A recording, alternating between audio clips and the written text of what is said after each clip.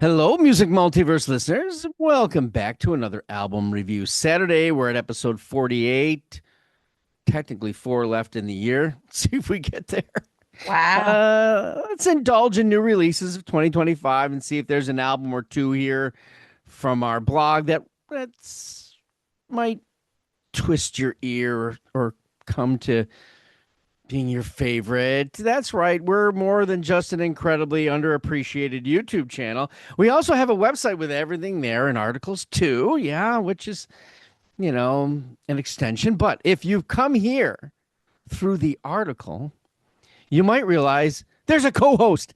Damn, Deb Armitage, Hicks Maloney.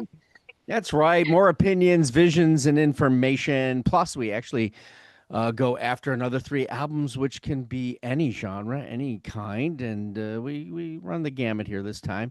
And we're going to keep it a secret. Why? So you don't, you know, okay, you can fast forward, but we'll know. Yeah, yeah. There's nothing we can do about it. So yeah, go ahead, just do what you're gonna do.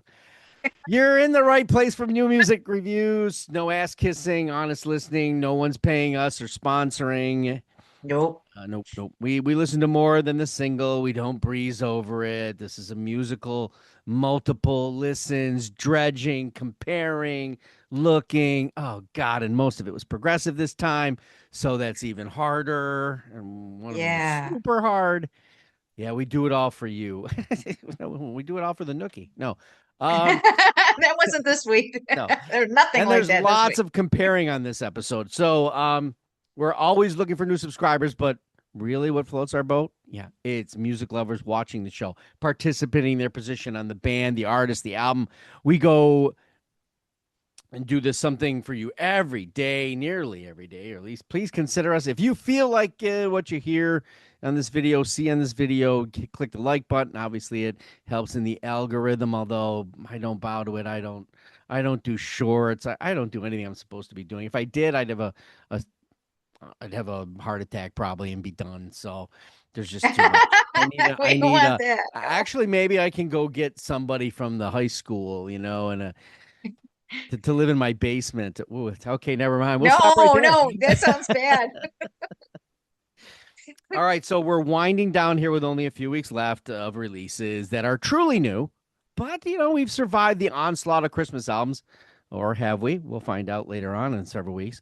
Now we're moving into the full on bombardment of deluxe anniversary albums, box sets, and other crude representation of money making opportunities at the expense of versions, outtakes, or even reproductions done in better pictured casings, even though they're the same bloody recording from 100 years ago. Okay, I might have went too far there. Thanks, Beatles. Come on.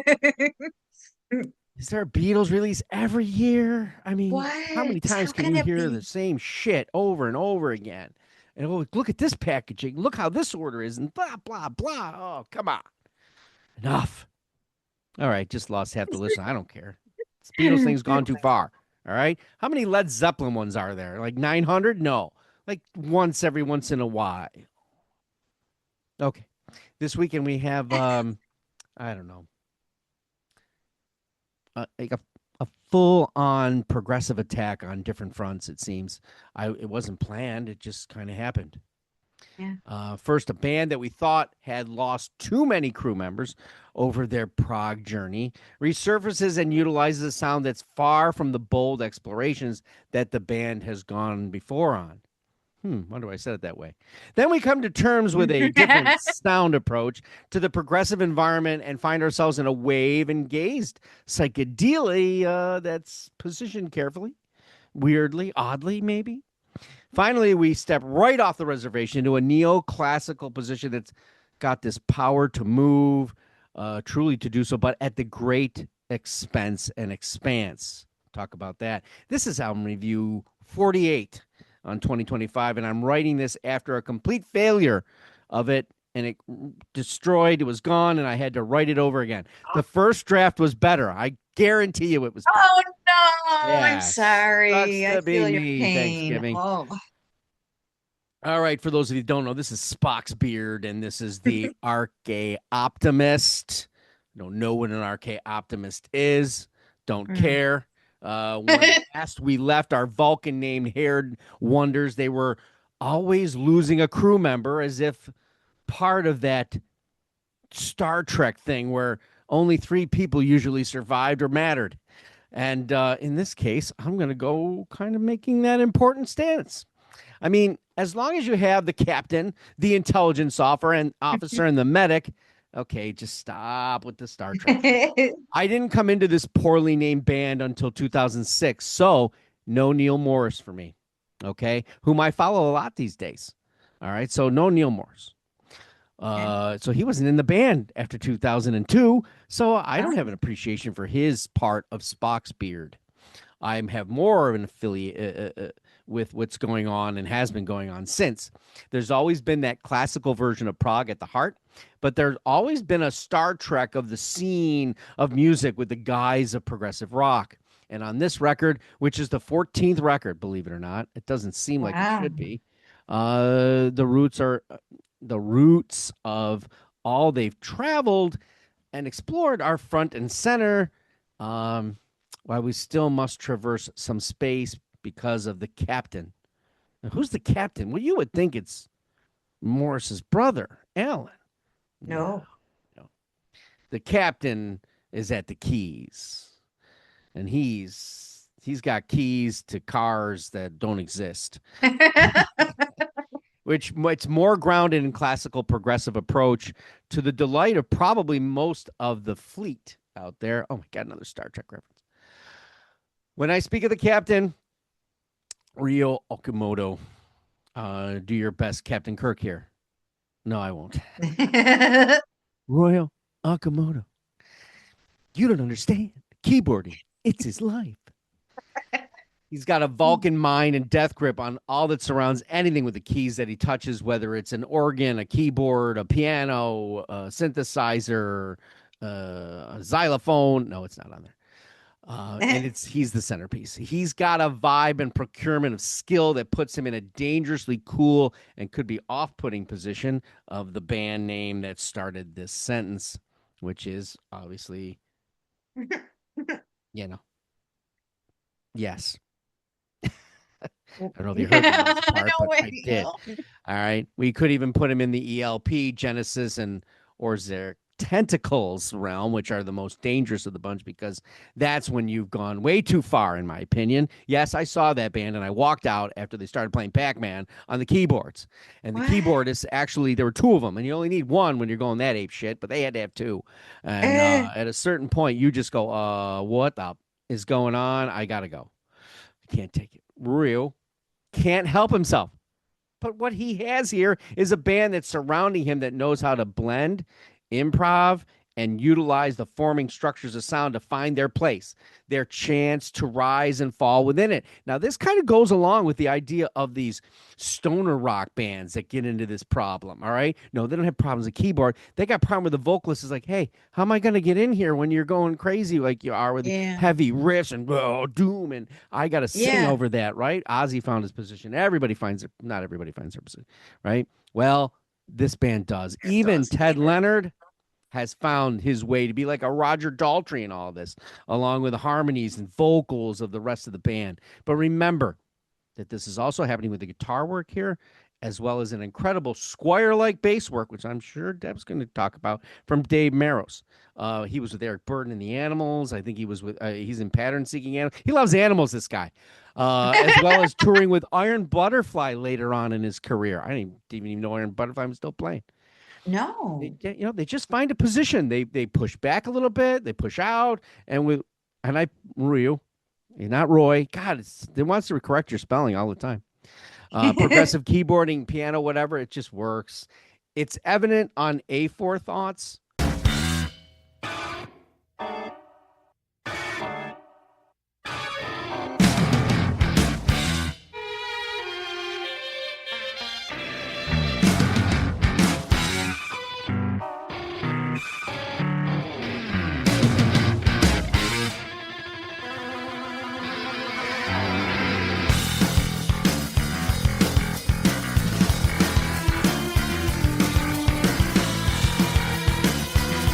as well as like how they bring it all together, including moments that felt very Steely Dan meets Rush, as they Mm, come to the album title track, which is truly a concept all in itself.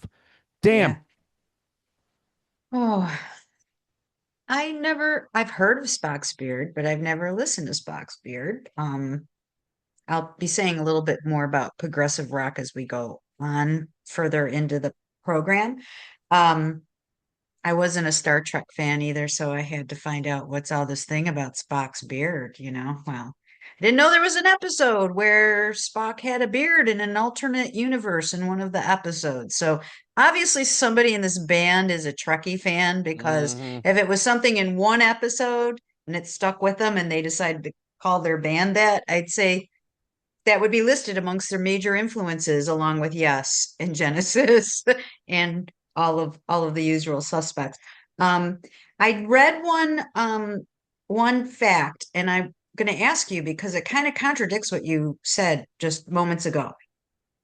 What I read was there was a Genesis parallel because of in Genesis, Peter Gabriel left and Phil Collins had to take over, and they likened it in this band too that Nick DeVirgilio, Hmm. he was a drummer, right? He Hmm. stepped in as lead singer after Morse left, I thought. Is that not true? Well, and now Nick's gone. So, if I'm not mistaken, right? Yeah, I think this is the first time that they've got a yes, new yes, drummer. So yes, there he's was, gone. I'm just saying in this record, I hear Mm, more vocal in Leonard. Leonard was got it. vocal, like between Alan, Ted, and the drummer prior, Hmm. the long name guy. Yeah, it's like a harmonic nature. This one I hear more of a Okay, rock vocal in this, and okay, and I think he sings in Pattern Seeking Animals too as well. So all Leonard, right, okay. another Th- band that's out there. Some of these, I don't know whether you do this or not. And Neil Morris is another guilty party in this too. Um, Too many bands of the same genre with very little difference in Yeah, my ear, right? Get me wrong, progressive rock lovers who are deep, deep, deep in the woods yeah, could probably tell you, well, this is this kind and this is that kind. But I'm just, when once the keyboards start, uh, yeah, I that, can only think of three letters, yeah, YES. That's yes, correct. Yes, yes, yes, and yes, correct. Um, The title song, oh my gosh. Well, I thought there was another song on an album we're going to review later that was pretty darn long, but this one beat it. This was 20 minutes long, wasn't it? who's the 22-minute one? Maybe Is I this thought the it was 22 this one. minutes? Could be This is this. 22 This could be minutes? Yeah. this one. Yeah. Yeah, maybe. Yeah. And since I don't really have any comparison with the previous singers and that, I have to agree as far as what you're saying you hear. I didn't know it was any different than what they had in their vocal range before this. But I really, even though their major influences and the bands they've been compared to the most is a Yes and a Genesis, I felt a lot of sticks on this album. Um, and Yeah, pop in it. Yep. yeah, there was some Yeah. pop there, and I agree with the Steely Dan reference as well. Um, they there was more, I guess, jazz to it than what I would typically think of a prog album. So for that, I enjoyed it. Um, like I'm going to talk about later in the episode, there was a lot of this going on this week, and it was starting to blur lines between one Well, and the this is next. why And when so, you say 20 some minutes, right? I'm like going, yeah, I yeah, listened to a song that was 22 minutes this week. yeah. I think it's I that have one, a but feeling it has nothing to do with the episode itself. I no, no, no. So, I mean, that being said, I enjoy prog music. It was just a little bit much for me this week. And also, I guess there seems to be a lot of it in the recent weeks that we've been listening to, looking at, and comparing. And I love the subtleties that you point out and the differences that help me kind of go back and go, yeah, that is different. It's not all just somebody doing a wild keyboard that we're going, "Whoop, listen to that," Mhm. Um, Interesting. Yeah. Don't think I'll go back to it though. I I, got too you many know, other after things. yeah, after this much of the listens and all that, Spock's Beard, I only have 3 records of theirs. If Mhm. they're in there at a certain, maybe I will. I don't know if if it's $3.99. Hey, whatever, maybe I'll There go you go.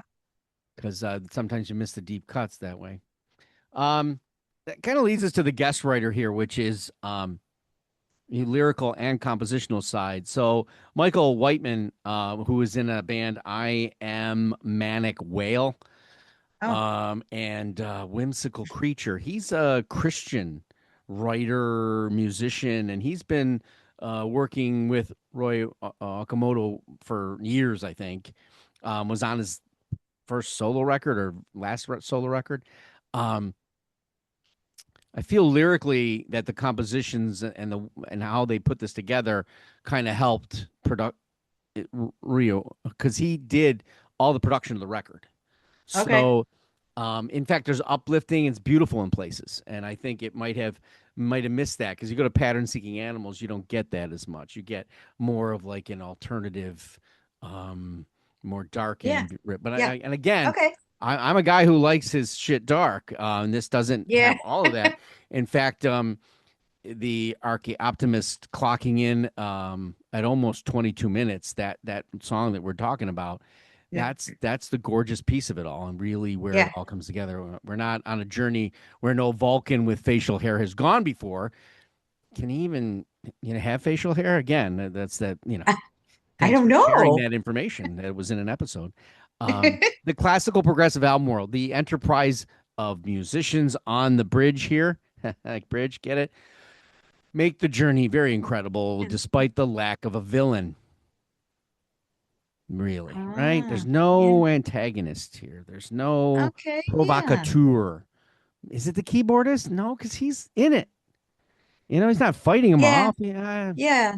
There's no further casualties as well. Look forward to hearing number 15 at warp speed, hopefully this time. Magic Fig, Valerian Tea. Hmm. So I don't know why I picked this album. All right, so here we go. Ready? No, Okay. it's not Magic Pie, which would have been another progressive rock band. Oh my We're gosh. we're not going into finished product progressive rock here, okay? No, we're going into maybe I'm an ingredient or I'm a snack. I'm not quite sure. Wait a minute. Are we leaving California again? No, we're still in California. 2 bands in a row, California. Yeah. San Francisco progressive psychedelic band that meets a San Fran. wave and gaze that's got a lot of surprises up its musical sleeves for you. I don't even know if they're wearing sleeves. I mean, it's San Francisco. I would assume you would this time of year. So sit back now, okay? Okay. Relax. Ignore the cult like cup that has been placed in front of you that everyone else has and a drink that the tea they're serving. No, I will not guarantee your safety here. I'm not that. That's not how we do it. You got to be brave, my music multiverse traveler. Don't embarrass me. All right. This is Valerian tea served up by Magic Fig. Oh, damn, it's hot. Well, hey, I didn't tell you to gulp it, you idiot. This is tea. You sophisticatedly sip it for Christ's sake. That's what this is. This is sophisticated progressive something or other. Oh, Okay. okay. Okay. Glad you joined us on this psychedelic progressive rock ride. And I can hear that you're already easing into it. The first song. That's the kind of trip that the band here wishes for you and themselves as they find a rather gorgeous headspace of fuzz guitar. You got a little bit of soothing synthesizer and a sweet vocal layering. You like? Of course you do. All right, you're being put to sleep for Christ's sake. That isn't that what Valerian tea does? It's your melatonin. You're under the influence of Thievery Corporation meets a 70s jazz rock vibe, but packed with intent, some shoegaze and tempting 60s production that's got a warmth and wizardry of sorts, which flows best under in a Showalter's vocal and mellotron magic that she pulls. Yeah, yeah. So again, we're at a keyboard of sorts here again. Mm-hmm. Right? It's as if we're stuck between Pulp Fiction dance off era and some progressive debut opening band for Uriah Heep. All right. I freaking hate Uriah Heep. I don't even know why I hate Uriah Heep. I don't I either. have albums, but I don't listen to them. The instrument kind of move in solo generosity as in a croon's kind of, I guess it's a croon.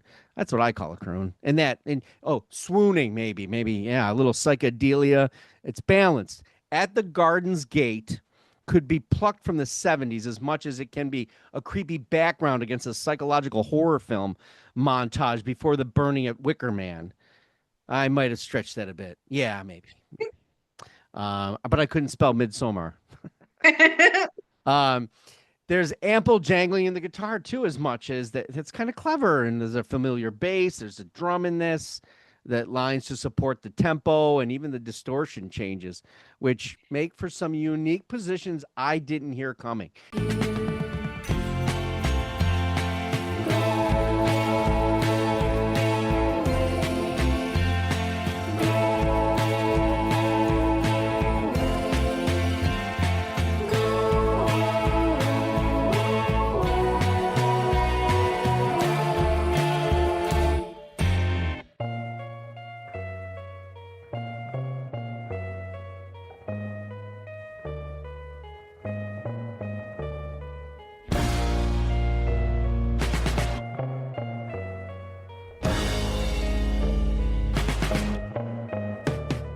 And that's what I liked about this record. There are things that I didn't hear coming. Damn.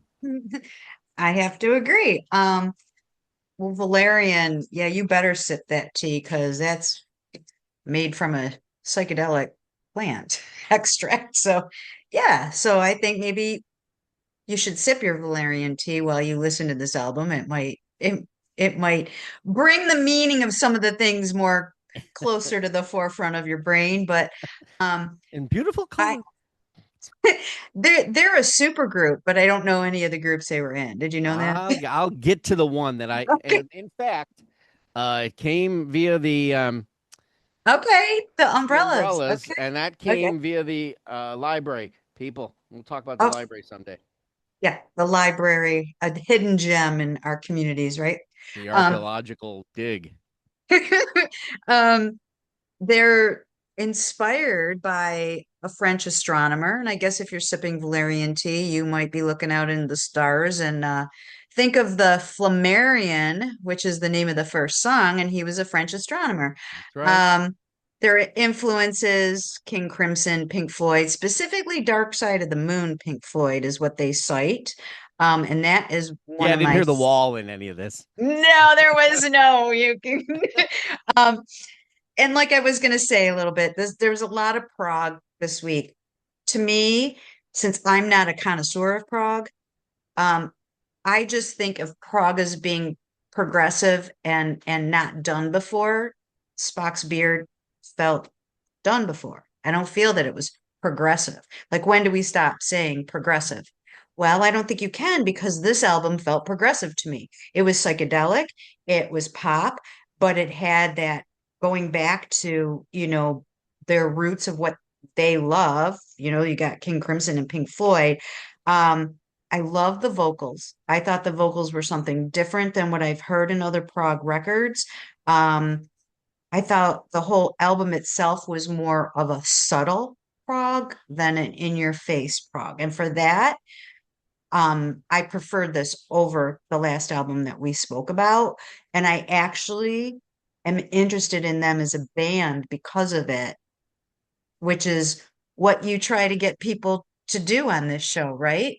Yep, And that's and it. a lot of these where I don't go right into the, oh, this is the best thing I've ever heard. I'm never gonna, I want to listen to them again. This is one of these things where it's not the best thing I ever heard, but it's intriguing. Hmm. And I'd like to know how many albums they have, how far have they come? Have they is this supergroup more current than what Spock's Beard is? Obviously, Spock's Beard, when did that start? 1992 or something. Somewhere around So there. I'd Yeah, like 92 sounds right. so I'd like to hear more about the background of these musicians and what you know. Well, actually, I didn't really know. Oh, I had this. I don't even. Again, I don't remember how it came to me. but uh, she's she's an enigma in this, right? She's the plateau in the album. I come to the conclusion that it's a requirement to have the plateau in this. The harmony, melody, and Yeah. note holding in the scale is essential to the cohesive, electrified shit going on around it. You know, swirlingness or how do I say it? It's like a wonderful of coming what might be coming next. She doesn't get to distract you. She's holding it together, no matter the musical Yeah. temptation might put itself. Um, Okay. Even Yep. goes Wizard of Oz like in percolations into Yes. Valerian tea. So Valerian tea, that's like an enduring highlight at this, is it felt like the Decemberists in a way, how it was Hmm. presented. Hang in there though, as from the then that point on, I hear the record more deeply, off guarded and softly sinisterish in cases, and I think that's where psychedelia and psychedelic comes into play. You know, the minute anyone talks of psychedelia and psychedelic rock albums, there's only one band that comes to mind. Just like in the progressive rock album, everyone says yes. Well, everyone else Hmm. sees the Doors, the Doors, the Doors, the Doors, Mm. as a psychedelic rock band. No question, right? And Right. there's even a Canterbury ear you were born with might be in this too. Canterbury's an odd one to hear and understand and Yes. And I from read about that and I didn't know what that reference was in my musical background. I don't know. Like, Canterbury. Think about the Canterbury Tales. okay, that's what I'm thinking. Yeah, it has A that little bit of older. medieval with the bells and Mhm. like some of that. Okay. Yeah, yeah. It's that kind of like not folksy telling, but more somewhat of that nature. It's Yeah. the hardest for me in the progressive rock environment Okay. to to discern. There are, and of course, they're very much into storytelling, and Hmm. like the Murder Wall would be of a Canterbury progressive rock. Okay. Got it. This is an audio mesmerizing that's not come around too often in my ear that I remember. It's got so many varied positions and qualities of music that most progressive rock lovers will want to see what the new world order of young musicians has to offer. This is a very young band put together, even with the the umbrellas, the almond joy, and the blades of joy. God, they love a lot of joy. Uh, as far as an audio pleasure to listen to, um, you kind of land in this soft machine progressive rock environment with Okay. King Crimson, with a generous Yep. sprinkling of Pink Floyd, no question. Yeah. All of which, while Ina, okay, her vocal is like the melatonin. That's kind of how it Yeah. is. Which in overdoses can be detrimental, but the construction here from start to finish is Yeah. perfect, smooth. Uh, Agreed. Blended experience. You kind of spin after spin is like a pour after pour. You may be drinking too much valerian tea, and then Hmm. you're in a coma. But it's cool, dreamy yet intentful musical soundscape that reaches out in such drama and then dedication that's easy to get caught up in. Um, I've already poured several cups when we were going over this. I was not expecting to have this album in the top three, and Yeah. this is where it is, right? I So love much, it. yeah. But it's so cool, so dreamy, It is.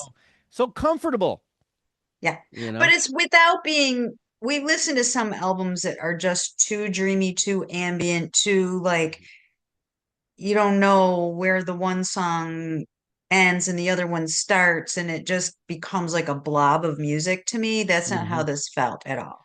no. In fact, you might be in this that at certain points where it got comfortable, and you might have dozed off And then, and felt that you missed something, like you might yeah. have missed the meaning and reason for life. Was it sleep? All right, Anna von Oh, Hauswolf.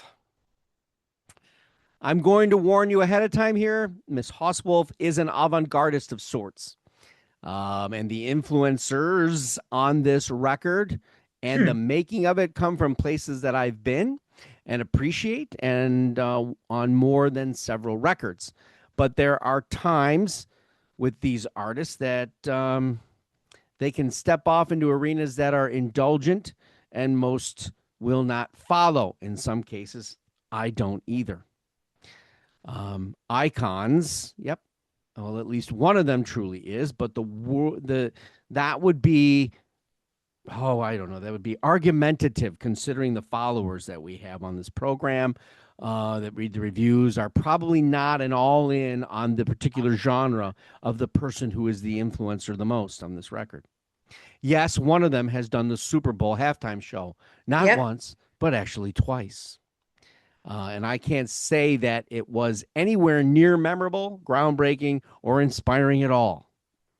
However, this leads us to Iconoclast, the sixth album from the Swedish composer, organist, and vocalist, apparently, Miss Hoswolf, and the powerful wallop, and I'm not kidding, of this record. It is I'm sorry, she pleads on the Stardust song against a rhythm that is intense and very much in the wheelhouse of that Super Bowl icon I've not spoke of yet.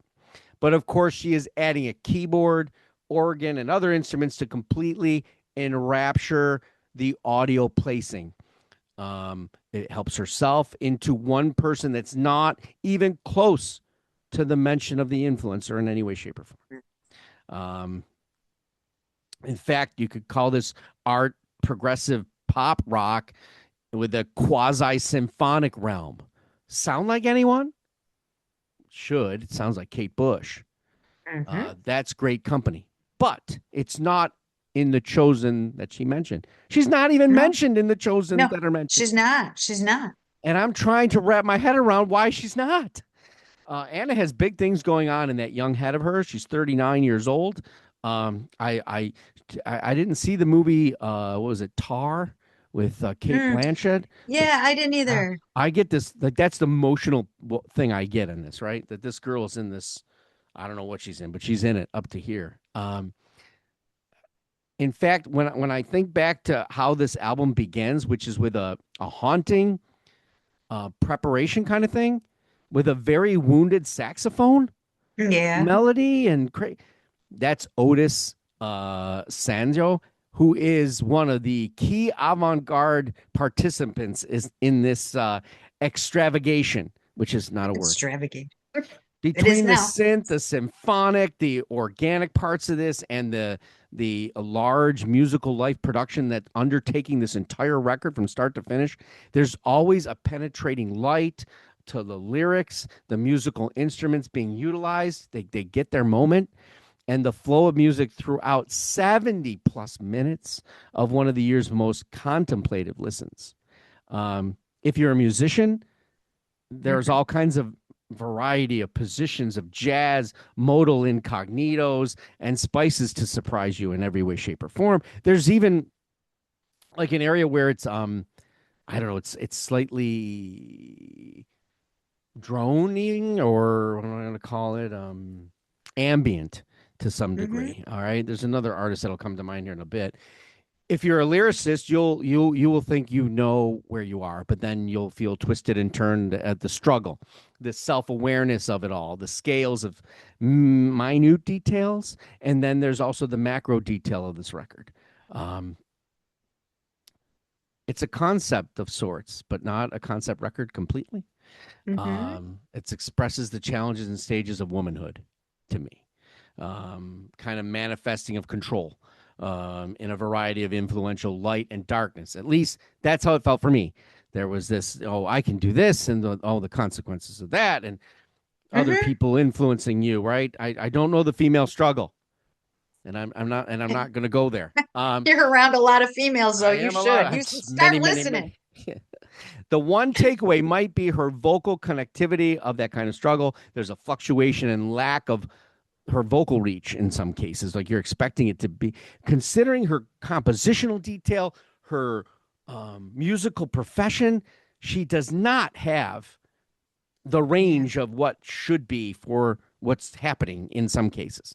I know people have utilized the Celine Dion reference, but I'm going to detract from that, to be honest with you. She's just extremely musically clever to make sure the instruments become the bombastical, the fantastical, and the edge position, because there's unspeakable parts here, whether they're good or bad, and that's the dynamo of this record. When you get to the struggle with the beast,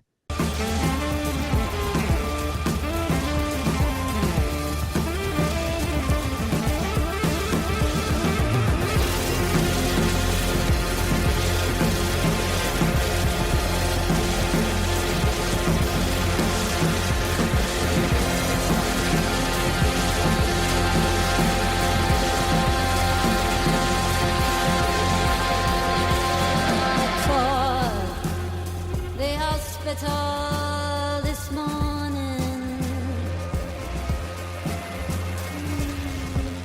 I was getting a feeling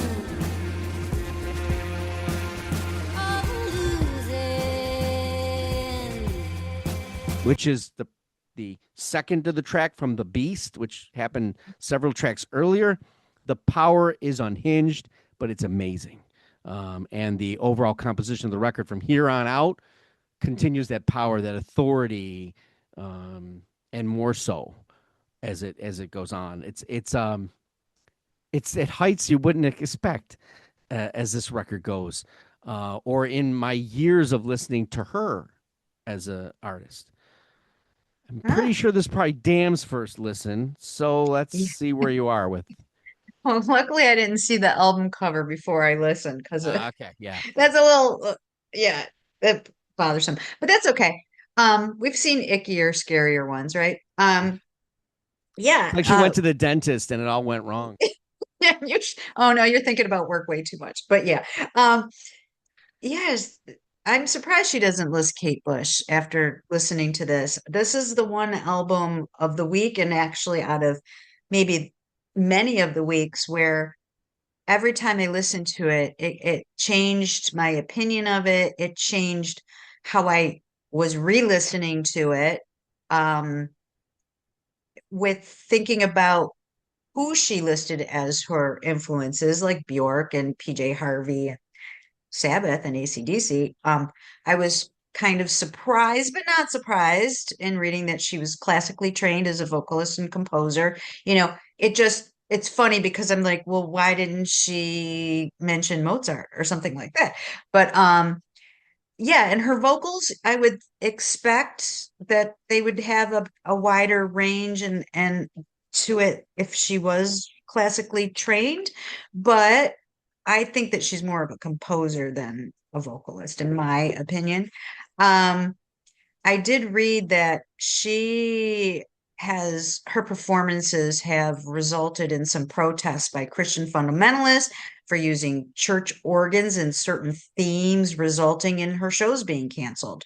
Now, would they have really done that for a male singer? Maybe not. A male composer? Maybe not. Maybe that's one of her struggles as a female, not being taken seriously or maybe taken too seriously. Yeah. And having, the critical eyes on her more so. I enjoyed the whole album. There are a lot of twists and turns to it.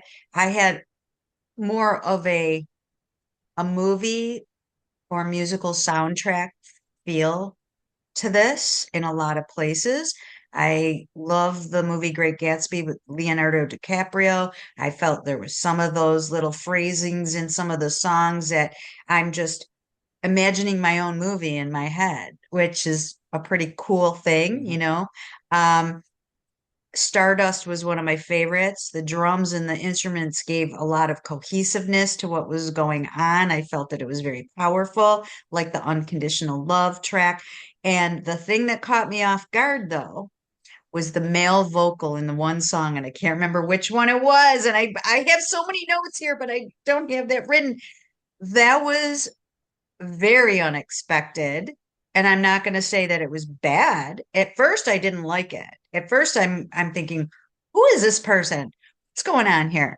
So you can tell more about that. But as I listened to this over and over, I went, oh, that's really cool placement. And I like that. And that's got me thinking. So, okay, how do I wrap that into Oh where I'm no. going? Um, Okay. Mhm. is this a female bonded recording? All right. Is it a record built for female?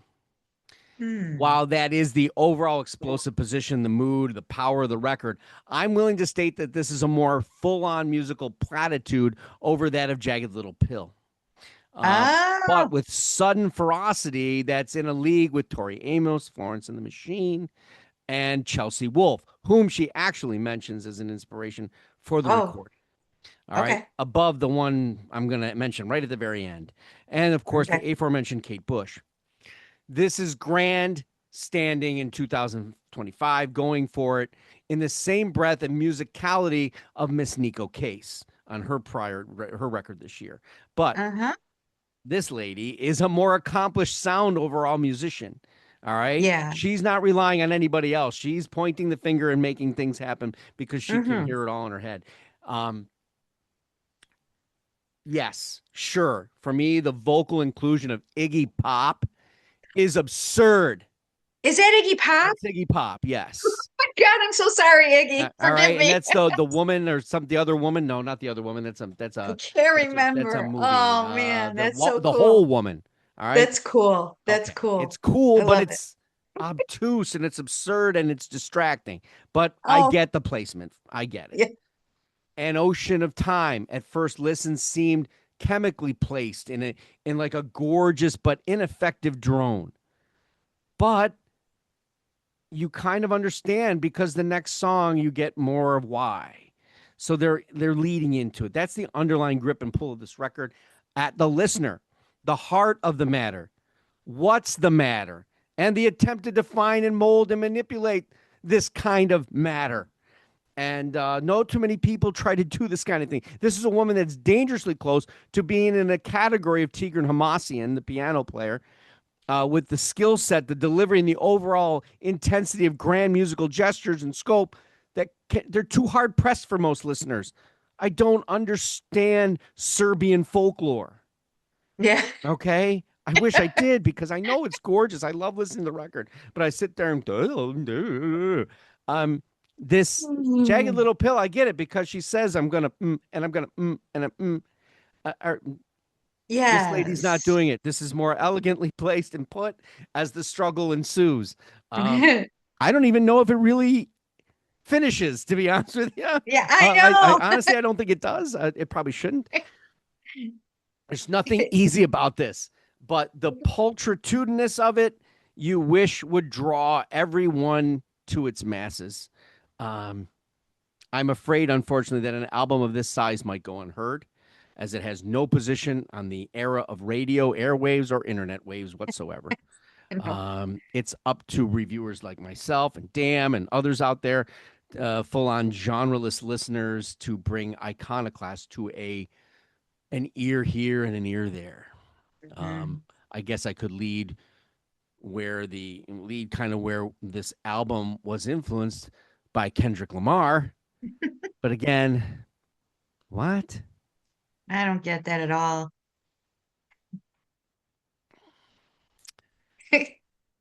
Extra, read all about it. We got 3 today, and of course, that's what we try to do most of the time. This was a hard week, man. All right, so since we're gonna start off hard, let's go with the hard one, the hard rockin' one, the alternative new metal, whatever you want to call it. Of Mice and Men, Another Miracle, great album cover. Love the look of it. I know where they are. I know where they've been. Um, this is 15 years now in the industry. The problem with modern metal strikes in places on Another Miracle. The Costa Mesa, California metal band has been doing this now steadily while they, I don't know, you can classify the record in a split between new metal and alternative metal. There are hints of the past, which they had progressive metal a bit, but they also had metalcore. But it's something here that's been a current discussion behind the scenes on our own channel and those of others for 2026, maybe. Where's the lead here? Am I a growl vocal? Am I a brooding emotional singer? Am I pensive? Am I alternative rock? Am I a little bit pop? There's plenty of diversified augmenting going on in the music multiverse, but nothing to the melodic and intoxicating level brought by Sleep Token. But don't try to be Sleep Token. This Mhm. album has musicianship that shines in the metal core and the alternative metal realm without question. But am I to care about the question of the singer? It could be Bob down the street. You just got to rah, rah, rah. And this guy's from Raising Alexandria, and he never asked Alexandria. And who the hell has ever met in Alexandria? Is she hot? Just sucking in vocalists and killing them? I don't. You have you got to have a unique position and property and consistency and stage presence. Well, not everybody can have a Danny Warsnop from Asking Alexandria. So why am I upset with this record? Because there's only Safe and Sound and Parable that have some sort of connectivity to me. The rest could be any band I've ever heard do this.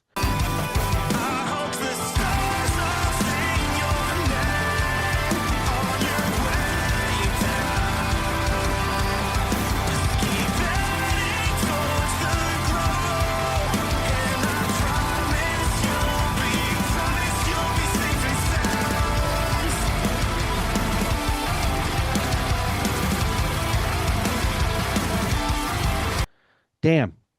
Ugh. This was just a mess to me.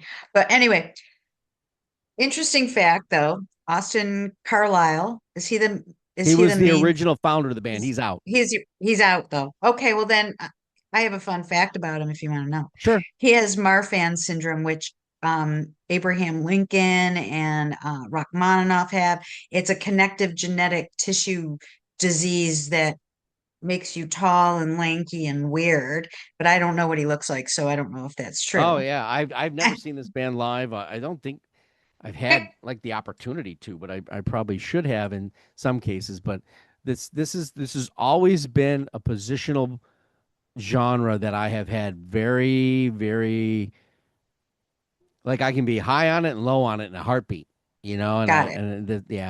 Yeah. And it's interesting you say that because that's how I felt on some of these songs. They were giving me a little bit of hope. Beginning of a song with that Flowers keyboard start out a little Yep, yeah, a bit. little progressive rock in that one. Yep, got some songs that have some crunchy guitar, and I'm going, oh, okay. Wake Up held some promise for me. Even the opening song, it's the vocals just screwed it up for me. You know that's never going to be something that I acquire a taste for. It Right. just won't, and it ruins these types of albums for me because obviously, like always say in these, now I don't always because there's been some that I haven't. Correct. There's talent there. There's talent there, but I don't know why they don't use more of the talent and get rid of whatever they're trying to do with the vocals. Like they're likened to Korn and Limp Bizkit and Slipknot and Linkin Park, but I like songs from those bands. Sure. I like those bands. So it's not that I just have a closed mind to it when I hear what kind of music they're playing. It's the delivery of it is just totally lost on me. So I'm not going to apologize anymore. Damn it. No. So we'll go to Nova Scotia. Punk rockers with some twists here, and that's how they got my attention. This is the Boojums. The Boojums. Because once you say you're the Boojums, how do you even have a title of record, right? Are you a myth? Are you a beast in the woods of what would that be? Sasquatchian, maybe. Yeah. Although the Boojum has multiple definitions, so good luck with that. Oh, really? Yeah, but, okay. Yeah. There's actually scientifical Boojums. There's I could go into it, but we won't. It's like they have this affinity that feels like an indie styling that reaches maybe like an Arctic Monkey kind of thing, but then it's fused with a heavy dose of garage rock and roll, and of course punk, and that is best affixed by the lead vocalist, male.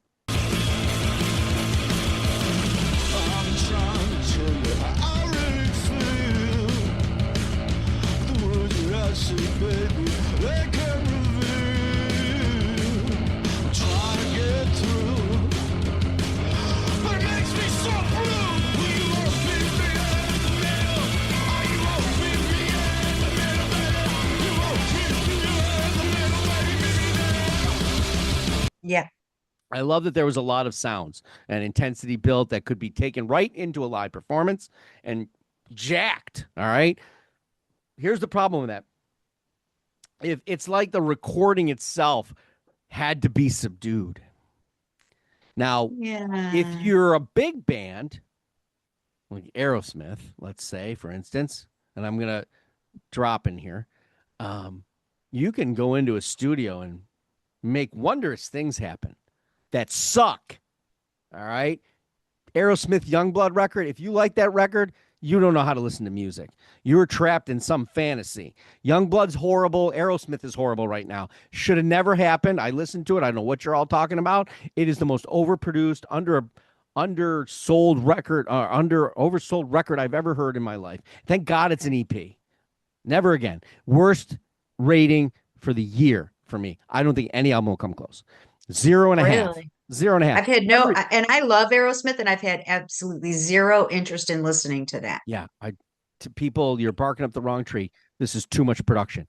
Here's an example of a band that does not have the money to do this. They go into the studio. They only have there's only so much space. There's only so much you can do. So some things had to be subdued, and it's like tranquilizing, like Godzilla in a movie, right? Yeah. And I think this could have been even bigger and things like that. Although sometimes you get lucky and you can get a producer just throws everything anyway. But I think Nova Scotia, you're limited. Yeah. But Yeah. I do like the record. I think there's some Yeah. things there, and this is a track by track kind of recording. And Yeah. I will say the production seems to probably match what might happen and could happen, but it couldn't match it completely. I'm always excited about a song "Gravy," by the way, especially during Thanksgiving. So, and it just didn't disappoint. Fun, frolicking, delivered. This is punk, no question. Even a little bit of Canadian in honor to Sloan in some of this. I felt Okay. it's kind of, but it has a throwback kind of fever to it. Damn. Yeah, it does. Yeah, they actually chose their name for a specific boojum, Oh, okay. just so you know. Which Boojum? It's the creature in Lewis Carroll's The Hunting of the Snark. So just so Oh, you know, so that would be a fictional boojum in comparison to your scientific one. But what was the Snark? Who was hunting Snark in a television series? oh, oh, I can't remember It where. was a joke they played on the person. We're gonna go hunting. Yes, Was it it's yes, Cheers, right? yes, It was yes. We're Cheers, right? Yes, Yeah. because Cliff has all those little Yeah. tidbits of Yeah. information. Yeah. Um, They their tricked Frasier, I influences think, and into that, right? yeah, yeah. Well, of course, he was the only intelligent one. So, the influences and comparisons to so many bands that I enjoy, the Hives, White Stripes, the Strokes, Franz Ferdinand, even Smashing Pumpkins is one of their influences. But it's very fast paced, toe tapping, head bobbing kind of music. I don't get into the production like you do, Mark, and we did say we need to go on a field trip to watch how an album is produced. I would greatly appreciate that, and it might make me sound less dumb.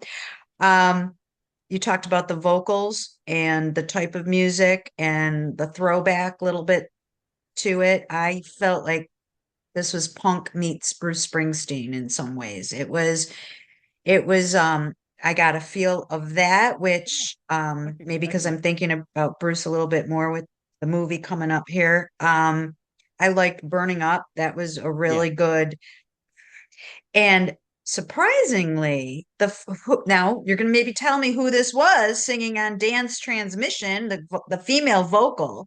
It reminds me of somebody. It reminds me of another song. It reminds me of another vocalist, but it was almost like the male vocal in Anna's album. I didn't Yeah, Iggy expect Pop. this.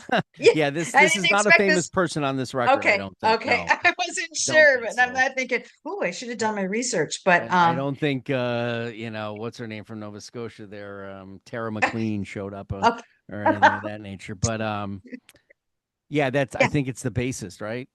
Oh, maybe. Yeah, yeah, I think it's okay. her. I mean, she But shares I was vocals in some cases. She's the got it. lead, not often. And it's funny. She should have been a little bit more, I thought, because she's Yeah, not as off-putting as the Goo Goo Dolls second guy, right?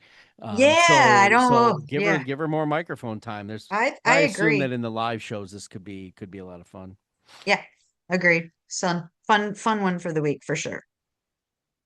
Um, all right, last progressive thing of the week, and this one is Progressive Jam Yeah. band. All right, which the final progressive album of the bunch this weekend, and there's no Gravy song here, so but there is cause for alarm. And why do I say cause for alarm? Well, because that was their original record that really put them front and center, and I want to say it was Ah, actually last year, and it came right at the end of the year. And it was one of those that I was considering in the top 25 of 20, or top 24 of 2024. And okay. they did that jazz tempoed, elaborate effects, but it was more jazz rock than progressive rock. Okay. This one, however, definitely seeps more into the progressive rock realm. Um, while I appreciate the prior album more for that, this time they're just going to places that are musically like dartboard like. Okay. And the dartboard is Mm. spinning at a rapid rate, and they're whipping Okay. darts at Steely Dan, the Ozark Tentacles, light and dark side of that, and then King Gizzard and the Wizard Lizard. You know, Yeah. they want a little bit more up tempo stuff. So if you want that and you want to know what I'm talking about, it's easy. Just go to the song Tooth and Nail.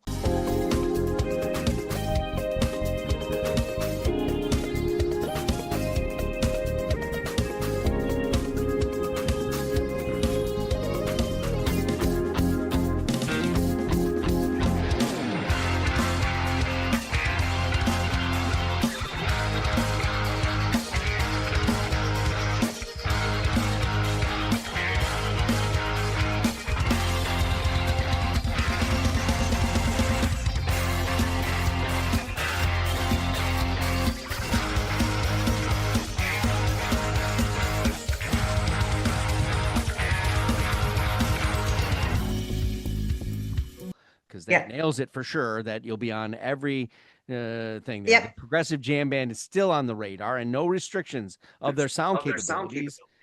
But could that also be a hindrance? That is for me. I want to Okay. identify you in some way, shape, or form as you. Um, can they make a progressively coherent and accessible record that's not scattered in musical differences and genres and melodies? I found this one too inconsistent for me. Dan. Yeah, I agree. And if, like I said, couldn't tell with these three prog albums, like if I just got overloaded with it. But didn't even come close to the first two that we reviewed. And this was the one, the title track was 15 minutes long. So yeah, Spock's beard beat them out Yep, by, they did. Yep. about 50%. So, so it wasn't that it was a typical prog song featuring each member, kind of giving it the showcasing whatever their particular talent is or the way they like to present their prog music. The one standout song to me because I felt it wasn't in the same league as the other two and really left a lot to be desired. You know, I didn't hear really so much Pink Floyd or they do say that Zappa is one of their influences. So that might be where the dartboard thing goes. Because Zappa always feels like he's throwing at a dartboard for me. So maybe The only that's thing it. is the dartboard is just probably not even influencers for him. It's like, what kind of sound do I want? Do I want lemons? Do I want lemonade? Do I want yellow snow? Do I want There you go, he's not exactly. throwing it at people. He's throwing it at No, sounds. you're right. But my favorite, you already mentioned it. I thought the guitar was awesome, tooth and nail. Yeah. That was that was what brought it back for me, where I went, okay, I got to give it another chance because I really enjoyed that song. I thought the guitar was feverish, but it was still intentional. I felt like it was still. Sometimes you hear feverish jazz that is off-putting to me, but there was still melody to this. There was still a coda. There was still, you know, let's listen to a few measures and let's bring it back to where the song is supposed to be. It wasn't just a mess like sometimes they can be. So, But Squeaky Feet, yeah, I tried to figure out what the name of their band meant, and I read the stupid story, and now I forgot because it really was not that entertaining. So look it up. Look it up. Look it up. Um, I like a lot of it, but instrumental fusion, jazz, and progressive jams go. Perhaps the solo, the shortening of songs might have been a little better idea, and trying to find Mhm. an expressive connection for the audience might Yes, make agreed. it a little bit a longer study, a studio time. Yeah, Conceptual design. This is too quick. I think I had a feeling they had sessions and these were in it, and it just they thought, hey, this is great because we're musicians. Well, are you going to sit back and yeah, listen to this, or did you just have fun playing it? That's a different story. yeah. There's some wow factors, but you got to throw those aside. I'm going to say a buyer of this needs not beware, but others may need to be. Okay.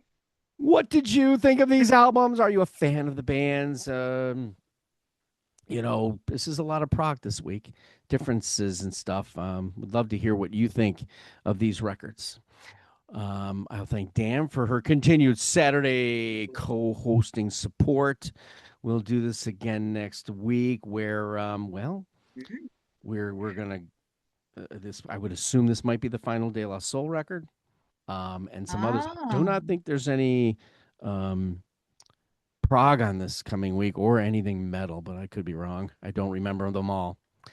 Um, this again, I'll say this year ain't over till the Fat Santa sings. And again, I'm not talking about Mel Gibson. We're on the web at beyondyourradio.com, Facebook, Twitter, Instagram, YouTube, of course, articles, videos, and a podcast coming, well, let's say next year. All about oh. music, albums, bands, artists, anything we can get our hands on. Go Beyond Your Radio with us, a real music appreciation channel. Thanks for Okay. watching and happy listening. Bye.